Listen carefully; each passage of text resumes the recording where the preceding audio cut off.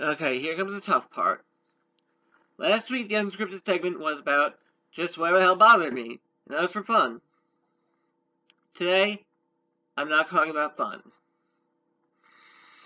I'm talking about something very serious, the worst thing that can happen to a human being that happened to me. This is going to be a bit difficult for me to get through, but I hope I can make it through for you. So I'm not going to say the time, the location, or the person. I don't feel that's necessary for the story. But this is true. It did happen to me. You know, there are some stories you can't do just with a script or anything. This is one of those. So, I guess to start with that I had a friend, who I thought was a friend anyway. And, we hung out all the time. We just, went to the mall together, all that. And it turned out he was gay. And, I figured that's fine. It doesn't bother me at all. So, I ended up finding out that he had romantic feelings for me. And, um, didn't share him back. And he kept pushing and pushing and pushing. And finally, I just had enough. I kicked him out of my room and told him to fuck off and never come back. And as I went to open the door for him, he grabbed me and slammed me right into my closet door. Uh, it was very hard, it basically knocked me senseless. I mean, I was still conscious, but I couldn't do anything. I was completely, my brain was rattled big time. And so afterwards, he threw me to the floor, and I tried to scream, but he took out his shoe and threw it at me, and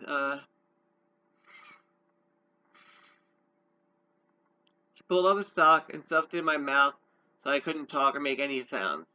He said if I made any sounds, I'd be in worse trouble. And when you're in this situation, you don't want trouble. So I just, I didn't fight too much.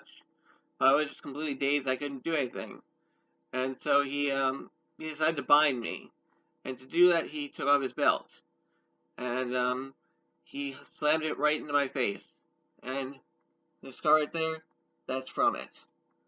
I used to tell everyone that I was like falling out of my bed hitting an air conditioning unit, but that most people can see through that, but it's believable. But still, I don't think that kind of fall could do that damage.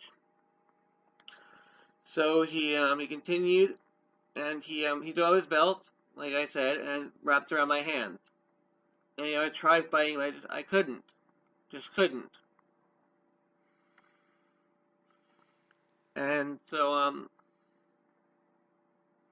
yeah, I tried to make moves, and he reached into my drawer and pulled off a belt from my drawer and wrapped it on my legs.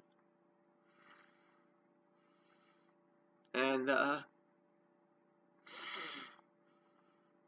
he unbuttoned his pants and unzipper and came behind me and he removed my pants and he raped me. He raped me. I mean, it was the ultimate betrayal. You'd think a friend was a friend and you wouldn't think they'd do that. So, I mean, it just,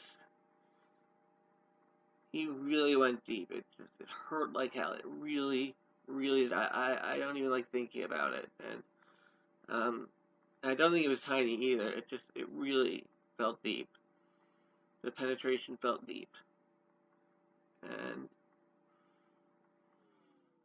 he went on for about 6 minutes. He had a lot of stamina there, obviously. And the whole time, when he was sitting on me, he whispering, who's my bitch, over and over again. And when he stopped, he just, undid everything and just left my room. And, everyone says, why don't you report it? Why don't you report it? Well, that was years later, and I didn't want to because at the time I felt that I deserved it. That because I called them names, I just threw them out. I deserved it. Plus, the other thing was, who would believe me? Seriously, who would believe that? So I kept it to myself all these years. Never really said much. A few people know, but not too many. So now you know, and I mean, just this one show, American Crime, this season, they had a segment where a woman said a line that was absolutely wrong, and she says, "Boys don't do that to other boys. Boys don't get raped by other boys." And I'm just living proof that she's absolutely wrong because people don't always believe that a man can get raped. It's really not that much heard of. So that's what happened, and just it was hard.